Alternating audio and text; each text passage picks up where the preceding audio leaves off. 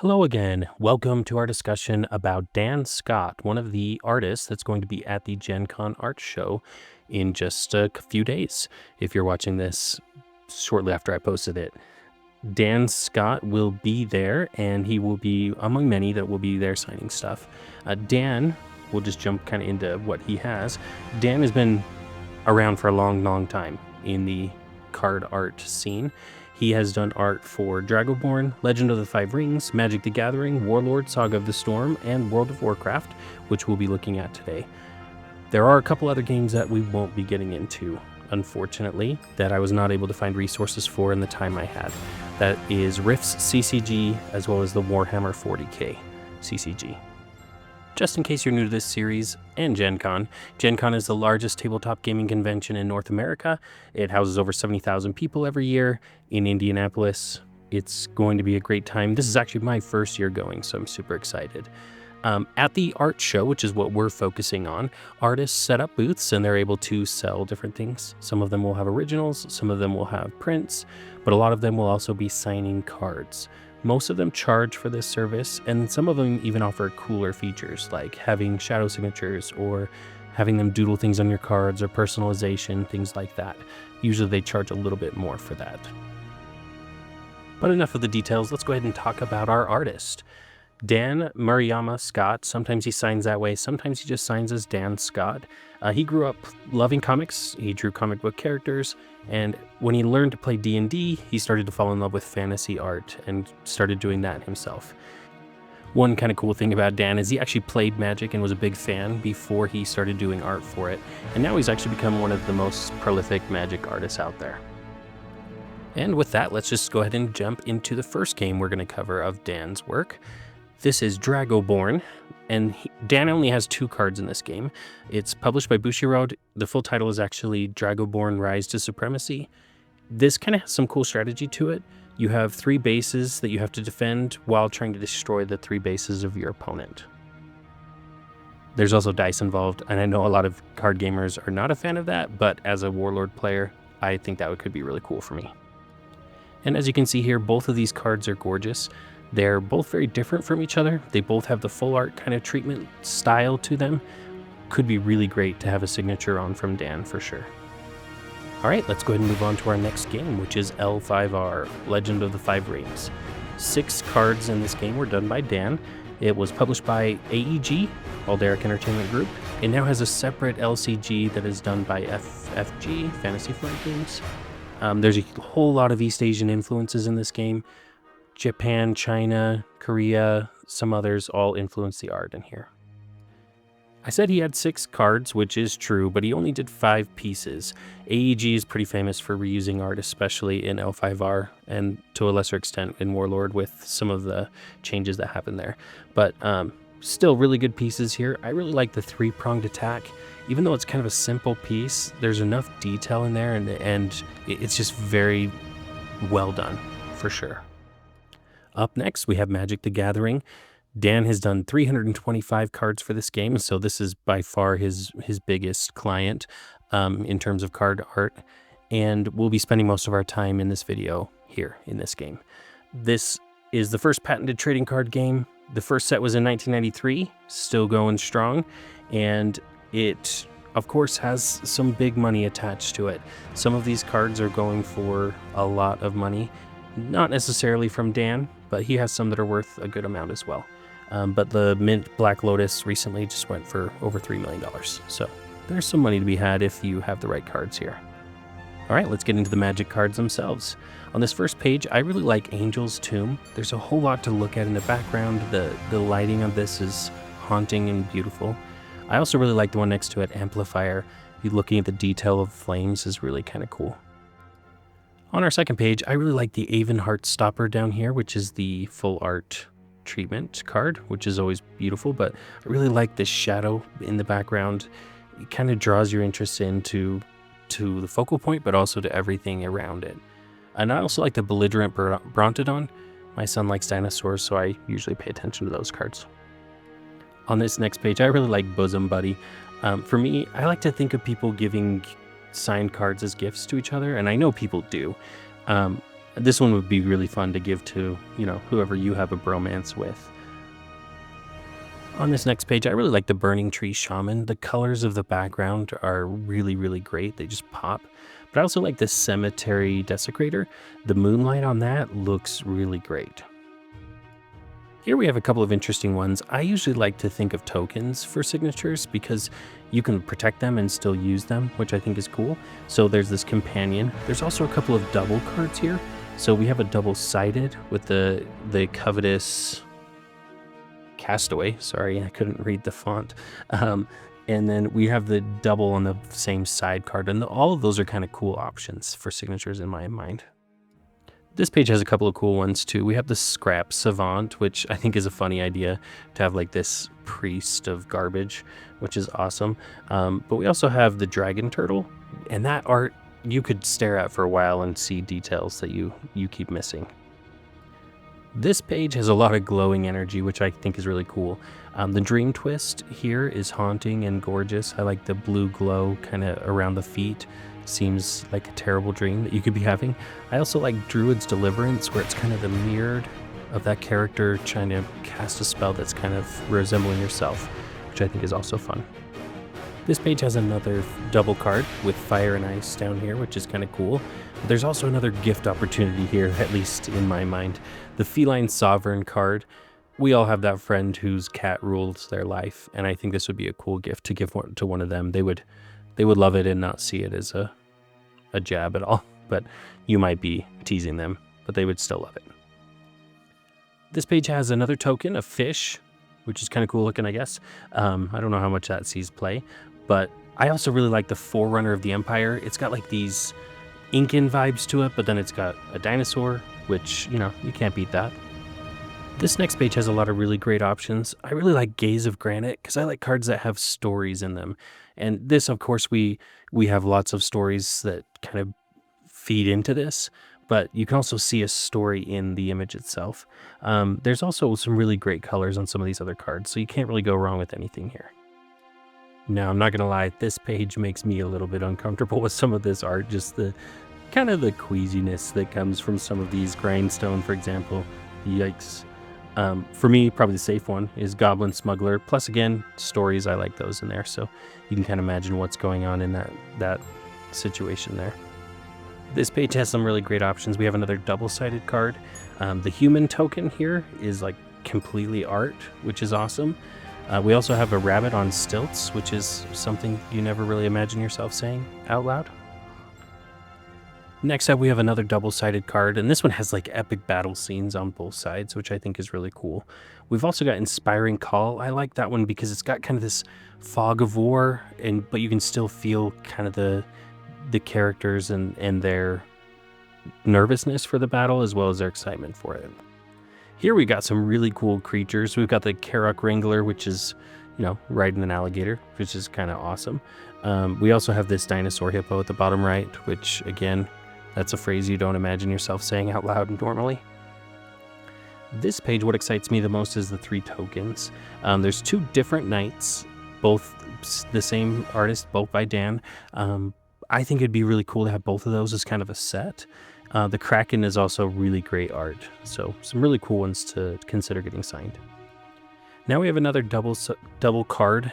This one's kind of cool though because it has one going the opposite direction, Weave and Chance, and I think the art on both of those is really cool as well. We also have this Lunar Insight card, which I think is gorgeous. Next up, we have one of Dan's 3 serialized cards. So he has 3 total right now. This one is Mizzix's Mastery. Pretty cool lightning effect going on here. You could also get the non-serialized version, so you don't have to spend a bunch to do this, but kind of a cool piece. This page actually has a lot of really cool pieces. Near-Death Experience catches my eye, Nadir Kraken catches my eye, but the one that draws me in the most, which is kind of funny, is the Mountain. Really hauntingly pretty. I am someone who likes the outdoors, so for me that one catches my eye every time. On this page, easily the one that I'm the most excited about is probably the one with the least exciting art. Of Herbs and Stewed Rabbit, to me, is my favorite one. I'm a big Lord of the Rings fan, but I also really like that it's side by side like this instead of on top of each other like you normally see on Magic cards. Hopefully that makes sense. This page has several that I'm excited by. The Orochi Egg Watcher card, where you can flip it either direction and the art meets in the middle, I think is a really cool concept. We've got a double-sided card here. I really like the art in Ponder as well, so some really fantastic pieces to consider. This page has some that I really like. I mean, you've got a shark with arms, you've got a professional face breaker, which is pretty awesome. There's a dinosaur down here, so some really a good set of options to choose from. If you like some that are a little bit silly but kind of cool still, there's some good options here. Funny story on this page, my son was just telling me about something he'd read about on the internet where somebody claimed there are carnivorous squirrels in California or somewhere. So I thought it was funny that I started making this slide and there's a ravenous squirrel card. So that's all I can pay attention to on this page now. There's really two I like on this page a lot. Retether for me is kind of mesmerizing, and I like that one a lot. I also like Rush of Battle. For me, something about a background which gives you a little bit of detail but leaves a lot to the imagination is kind of intriguing. On this page, I actually like all three in the middle of the bottom row. Scrap Mastery, again, kind of goes back to that. I think it's kind of cool to think of this master of garbage. There's also Search the Count's Castle, which is really dark and creepy, and then Secluded Courtyard, which is kind of a cute little whimsical village. So really different pieces, but all really cool. Next up, we've got another one of the serialized cards with the Semblance Anvil here. I also really like Shaman of the Pack on this page. Again, really cool treatment on it with having the extended art, but I like the kind of woodsy feel to it, the nature behind everything. This next page has some cool stuff. We've got the last of Dan's serialized cards here. We've also got a lot of flying creatures, which is kind of cool, but I really like the Skyclave pickaxe. I really like items being the focal point for pieces, but I also really love the background on this one. Really, really interesting for me. This page, I'm immediately drawn to the snake token. I really like that arched look for some of these tokens that you can find out there sometimes. We've also got the snapping sailback, which is a dinosaur, so some cool stuff here for sure. On this page, I really like Spire Patrol, but it also terrifies me because I teach middle school robotics, and I can just imagine some of my students trying to do something like this with their drones that they bought from Walmart and the horrible consequences that might happen, but really cool art. And here, maybe unsurprisingly, I really like both of the extended arts. Staff of the Storyteller, I think, is really cool, as well as the Stensia Uprising. Both of them are very different from each other. The darkness of both of these might be great for like a silver type signature. Now on this page, I really like the Tentacle token because there's basically no text box here, which is really great for a signature on a card. There's also the Tormenting Voice. I like the kind of the classic horror film for this feel that you get. Kind of reminds me of maybe watching a horror film from, like a black and white movie maybe. This page has some great options. We've got the treasure chest, the treasure token, there's some double-sided cards, but for me I really like Van Helsing's Holy Wand.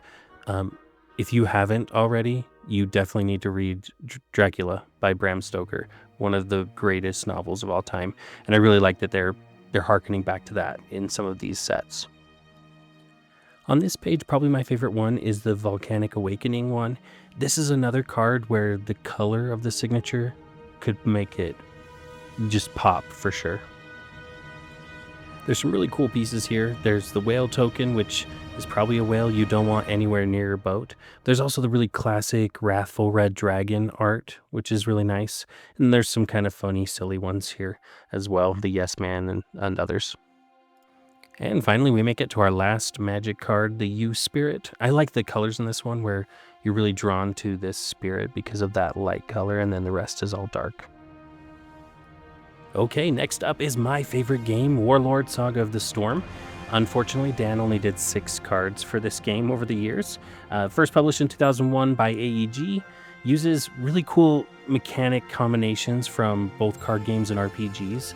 You'll also use dice in this, which can be kind of equalizing, but also makes the game very, very interesting and fun.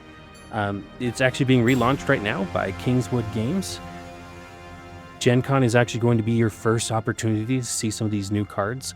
They're actually going to have a special shipment of cards brought in just so that they can launch during this, which is going to be really fun. I'm going to be spending a bunch of time there. I'm going to be teaching people how to play the game for a good chunk of GenCon this year, so I'd love for you to stop by and say hi. All right, and looking at the Warlord cards themselves, I really like the Christopher Arcadis art. Very gruesome in that one. It's also a really great card. Has a really cool mechanism to it, which is awesome. But there's some really great pieces here. And on to our last game, World of Warcraft. 57 cards in this game were done by Dan. This was first published in 2006 by Upper Deck and Blizzard. It's, of course, based on the MMORPG that has had tons of subscribers over the years, including myself. Ended in 2014, and after that, Blizzard announced the Hearthstone game that kind of took its place in a digital format instead. Before we get too far into these cards, I do want to apologize. The scans that I was able to get for this game are not the greatest, and I just didn't have time before GenCon started to dig deeper and find better images for these. On this first page, I really like Dancing Rune Weapon. The colors, I think, are really cool, contrasting with each other, but also just kind of a cool concept where you're like tricking this creature into fighting a sword by itself or whatever. There's some really great pieces on this page. I like the Emerald Tree Warder as well as the dwarf down there in the center in the snow. I think both of those kind of just have this determination about them that you can sense in the art. I'm not gonna lie, just looking at this art makes me want to renew my subscription.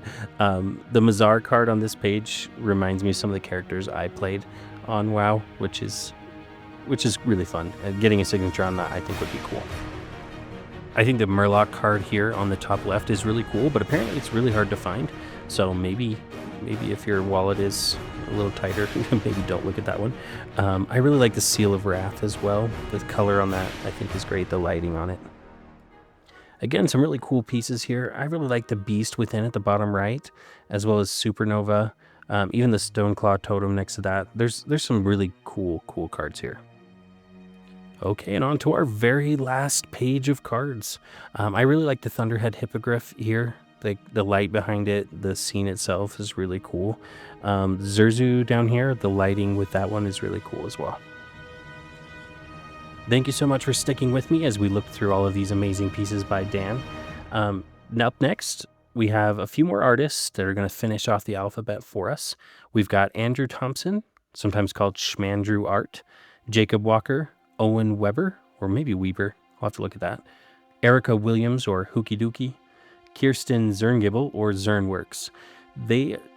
None of them are really all that prolific. They don't have a ton of pieces, so there's not a lot in that video. I should be able to actually have that up for you very, very shortly, so you shouldn't have much of a wait for that one. So check back, make sure you're subscribed, make sure you send this to anybody that's going to GenCon so that they can start getting their cards together. It's coming really soon. It's very exciting. Hopefully we'll see you there.